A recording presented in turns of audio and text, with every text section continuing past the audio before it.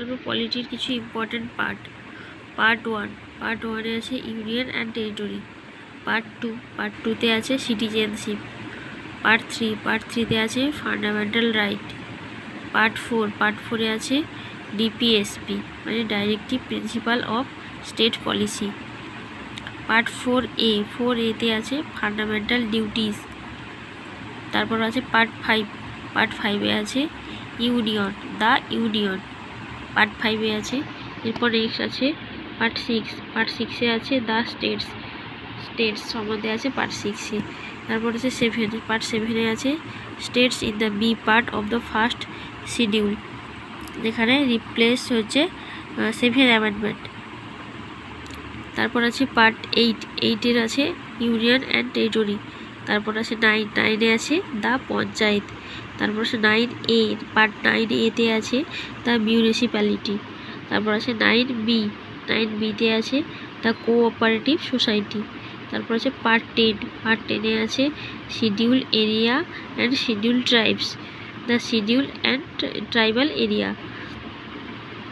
তারপর পার্ট 11-এ আছে relation between the union and state. তারপর পার্ট 12-এ আছে finance, property and contracts and sweets, এগুলো আছে পার্ট 12-এ। নেক্সট আমরা যাব পার্ট 13-এ। পার্ট 13 আছে যেখানে trade, consumer within the territory of India. তারপর আছে পার্ট 14 আছে service under the union and states. তারপর আছে পার্ট 14A-তে আছে ট্রাইব্যুনাল। তারপর 15-এ আছে ইলেকশন যে ইলেকশন হয় সেটা আছে পার্ট 15-এ। তারপর 16 আছে special provision related to certain classes. তারপর পার্ট 17-এ আছে অফিসিয়াল ল্যাঙ্গুয়েজ। তারপর পার্ট 18-এ আছে ইমার্জেন্সি প্রভিশন।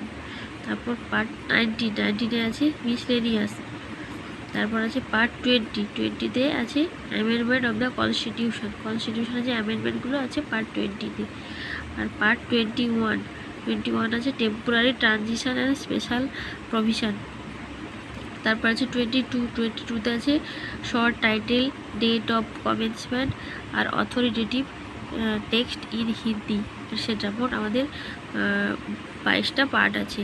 এগুলো তোমরা ভালো করে পড়ে নিবে বা খাতায় নোট করে লিখে পড়বে।